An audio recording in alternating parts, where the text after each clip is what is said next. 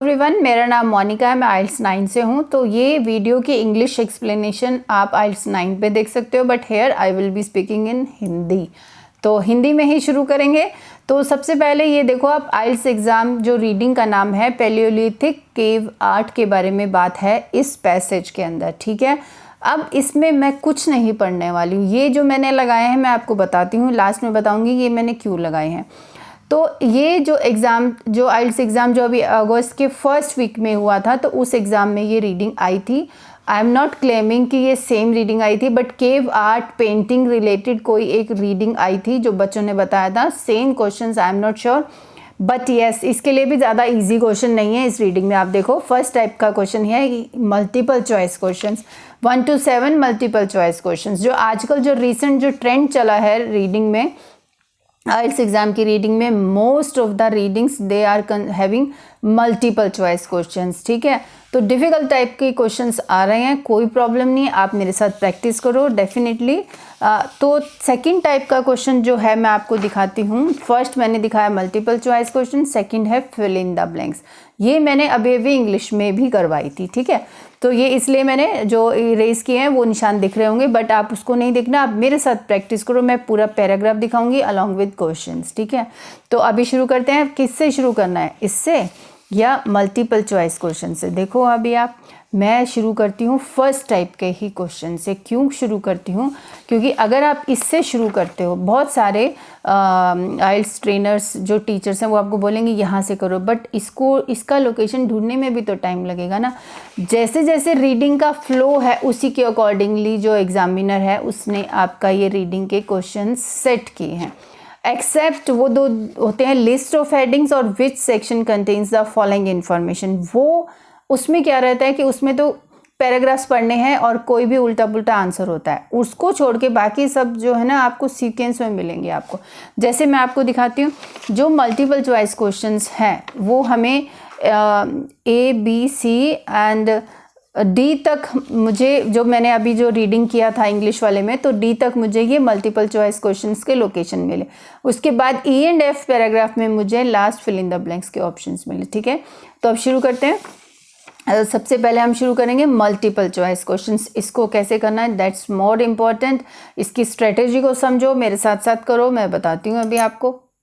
तो स्टूडेंट्स, उससे पहले आप मुझे ये सब्सक्रिप्शन भी कर सकते हो एंड एक अच्छा सा कमेंट भी डाल सकते हो मेरी मोटिवेशन के लिए। तो मल्टीपल चॉइस क्वेश्चंस को कैसे करना है? ऑफ कोर्स पहले इंस्ट्रक्शंस पढ़ो। Choose the correct letter, write the correct letter A, B और C। मीन्स आंसर शीट में जो भी आपका आंसर होगा, ये पूरा सेंटेंस, पूरा ये वर्ड्स नहीं लिखने हैं, ओनली जो आंसर, सपोज आपका C है या A, सपोज आपका A आंसर है, तो in front of question number A answer sheet में आप A अल्फ़ाबेट जो कैपिटल में डाला है यही डाल के आओगे, ऐसा नहीं डालना है। जो इंस्ट्रक्शंस दी हैं ये देखो, तो इसी में ही डालना है। अब मेन जो मुद्दा है, मेन जो बात है वो है ये कि इसको करना कैसे है। तो इसके लिए सबसे पहले ये क्वेश्चन स्टेटमेंट, इसकी मल्टीपल चॉइस क्वेश्चन का फर्स्ट नंबर क्वेश्चन का ये है स्टेटमेंट, ठीक है।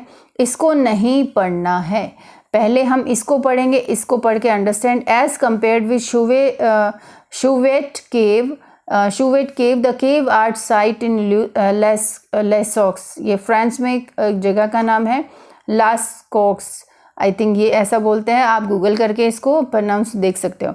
तो ये कंपैरिजन इस केव का as compared with the Chauvet cave, comma the cave art site in the Lascaux is. अब मेन चीज किसकी कंपैरिजन है? इसके साथ कंपैरिजन है, बट किसकी? The cave art site in ल्यूसेक्स is. तो क्या कंपैरिजन है, क्या है वो हमें देखना है।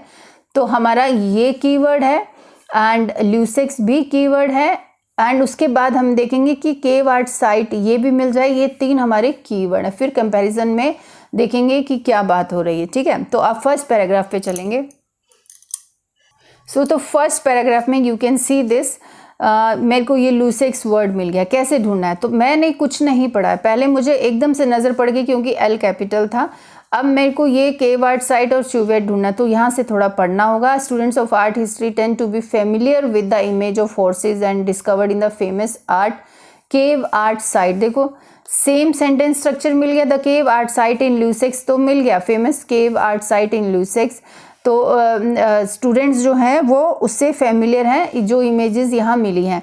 फिर लेस वेल नोन, इसका क्या मतलब होता है? लेस वेल नोन होता है मतलब famous popular, less well known कम जो जिसको लोग जानते हैं, बट वाइटली इंपॉर्टेंट, बट वैसे बहुत important to understanding ice age art and culture is the discovered by 3 cave explorers in Chauvet cave near this and this. Okay, तो इस शूवेट केव में जो कि लेस नोन है, जो कि ज़्यादा लोगों को पता नहीं है, फेमिलियर पॉपुलर नहीं है, जो इस केव में मिला, लेकिन केव आर्ट साइट इन लुसेक्स क्या है वो मतलब ज़्यादा फेमस है। देखो फेमस लिखा ना, तो ये मोर वेल नोन, अगर आप कीवर्ड्स को मैच करते हो तो ये तो पहले ही देखो लेस वेल नोन, मोर वेल नोन, ये रॉन्ग हो गया। लेस इम्पॉर्टेंट क्या हो सकता है? ज़्यादा इम्पॉर्टेंट नहीं है। बात किसकी हो रही है? मोर वेल नोन, सॉरी, हाँ, अगर आप मैच कर रहे हो उसके साथ तो ठीक है, आप इसके साथ मैच कर रहे हो ना, हमने इसको काटा लगाया। लेस इम्पॉर्टेंट कहीं नहीं दिया था। मोर डिफ़िकल्ट टू एक्सप्लोर तो ऐसा भी नहीं दिया, तो आंसर क्या होगा? मोर वेल नोन आंसर होगा, बिकॉज यहाँ लिखा है cave art site in Lascaux is famous, so इसका आंसर होगा हमारा ये। ठीक है, तो ये आंसर। मैं तो आपको वो बता रही थी जो कुछ बच्चे ओनली जिनको ज़्यादा बैंड ले हैं ना, वो कीवर्ड के साथ साथ अपना दिमाग भी यूज़ करेंगे। ठीक है, थोड़ा सा हमें ये भी लगाना है। सेकंड क्वेश्चन पे आते हैं। The art discovered in the Chauvet cave differs from, now difference between करने के लिए बोल रहा है, from other European cave art. So other European, यहाँ पे कंपैरिजन चल रहा था इसका इसके साथ, यहाँ पे चल रहा है the art discovered in Chauvet cave differs from other European cave art. क्यों डिफर है ये वाली cave art other European art के साथ? बिकॉज अब हमारा फर्स्ट पैराग्राफ तो हम कर चुके हैं, देखो अब सेकंड पैराग्राफ पे चलते हैं। The cave host one of the largest group of Palaeolithic drawings yet discovered on one side as well as fossiled remains of a number of now extinct animals. The art found in Soviet cave differs. Now देखो अभी हमें location मिल रहा है same to same. एक minute में ये देखो अभी आप same sentence structure. The art found का उसने डिस्कवर्ड लगा दिया in the Chauvet cave differs from that found in the most other European cave differs from that found in the most European cave art sites which primarily feature prey animals such as horses, bison, wild cattle and reindeer.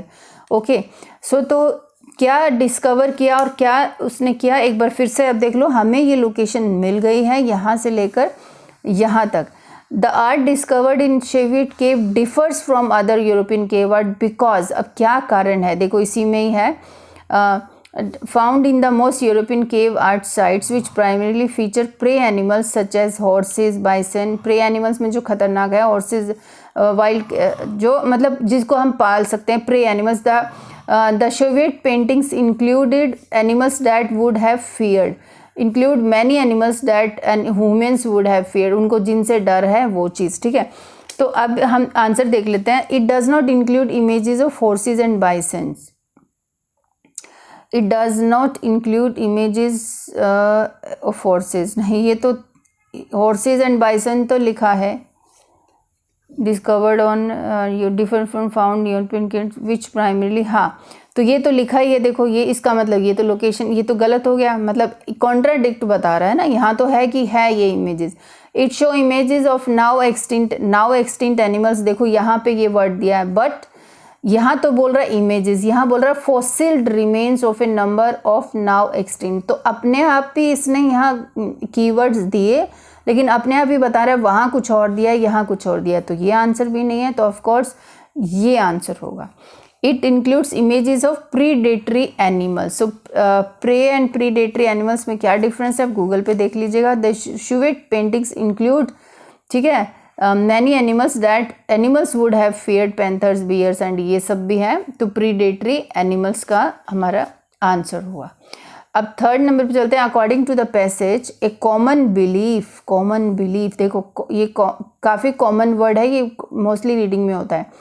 About the function of the cave art, according to the passage एक common belief है मतलब common belief कौन कर सकता है, ये common people ही कर सकता है ना। About the function of cave word, क्या बिलीफ है लोगों का कि इस के वर्ड का क्या फंक्शन था। फंक्शन मतलब उसका मेन एम, मेन पर्पस, ऐसा कुछ वर्ड हमें मिलेगा।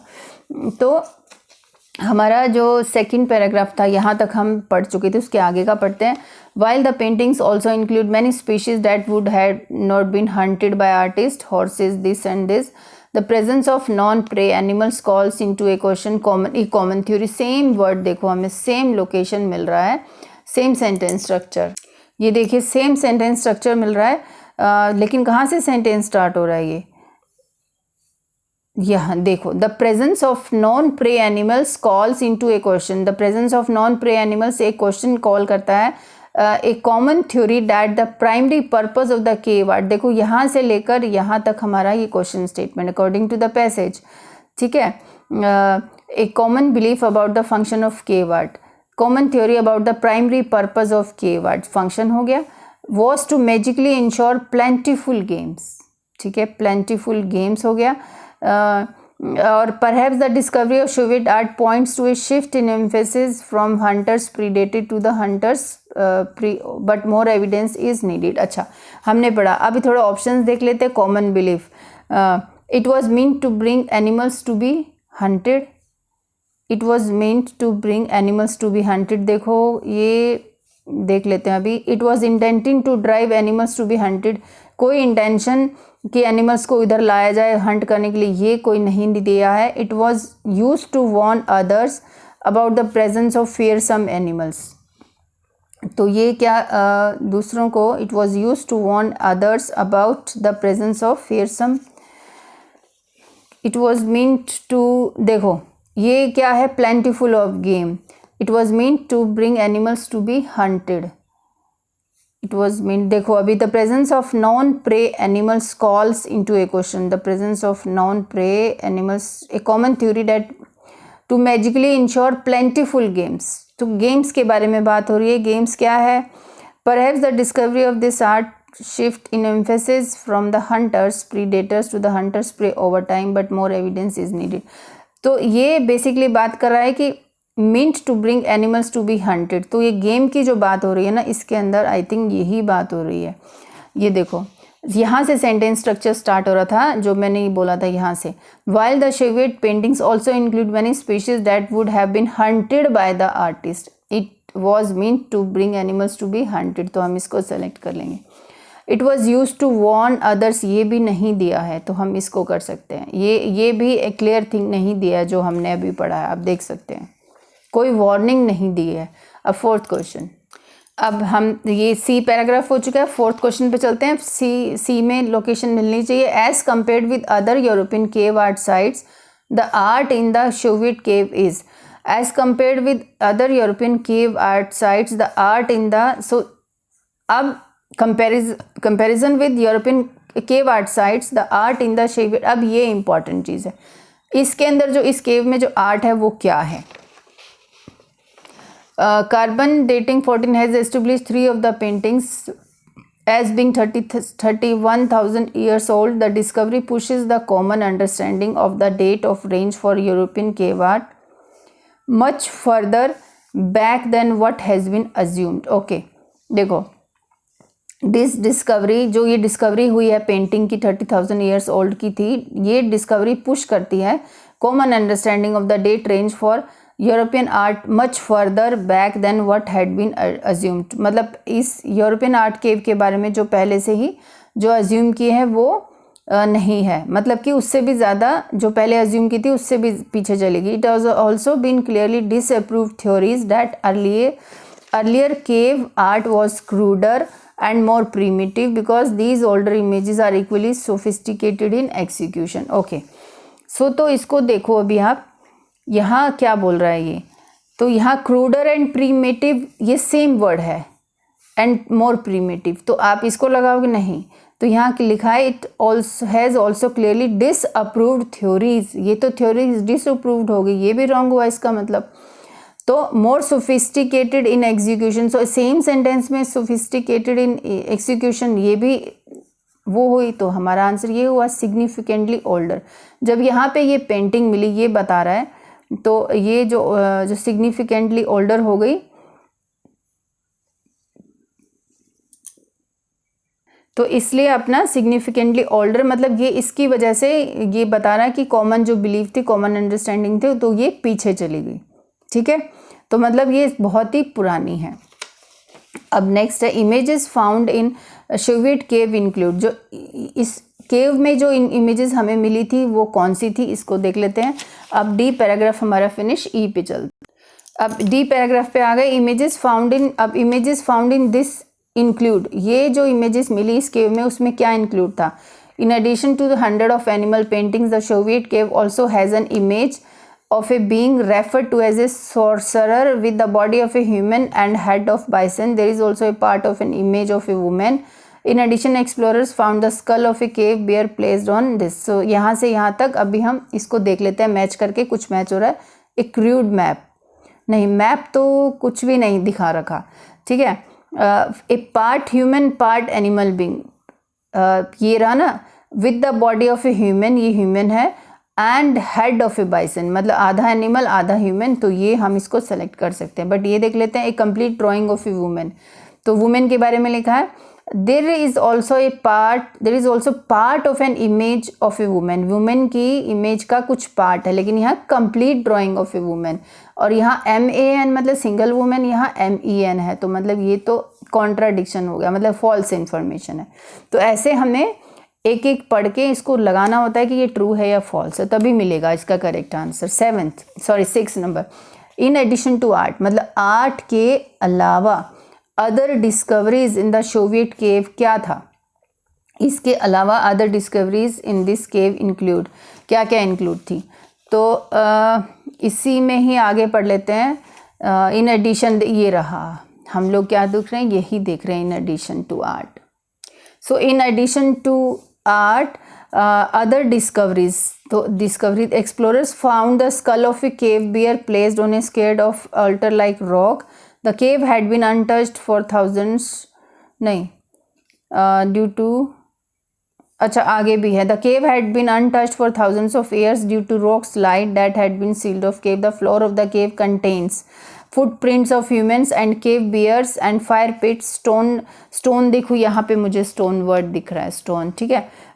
तो stone tools होता है implements, तो हम इसको select कर सकते हैं, बट ये वाला भी पढ़ लेते हैं। human bones, footprints of humans, bones नहीं लिखा तो ये wrong हो गया। bison pelts, तो cave bears, fire pits, bones from mills, no ये भी नहीं दिया, तो आंसर अपना implements made of stone। देखो इन एडिशन यहाँ से स्टार्ट हुआ था ये location. In addition explorers found the skull of a cave bear, फिर यहाँ कुछ और बात है, फिर यहाँ पे चीज़ें इसको मिली थी। अब next question, no humans had visited the Chauvet cave for thousands of year, because कोई भी इंसान वहाँ पे विजिट नहीं किया for thousands of year, because क्या रीज़न है। अब ये इस क्वेश्चन के बारे में कोई ह्यूमन ने नहीं किया, तो यहाँ ऊपर एक बात लिखी थी, The cave had been untouched for thousands of years due to rock slide that had sealed off the cave। ठीक है, तो thousands of years से कोई untouched था, कोई यहाँ नहीं गया था, due to rock slide थी जो कि केव को सील कर रही थी।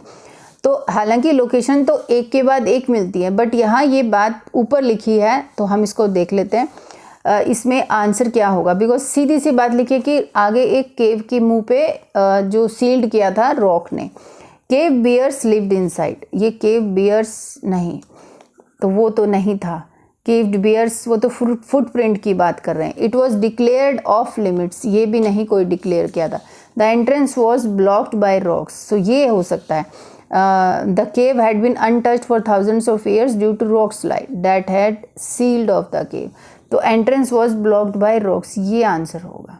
ठीक है, नेक्स्ट वीडियो में ये हम करेंगे इस वीडियो में।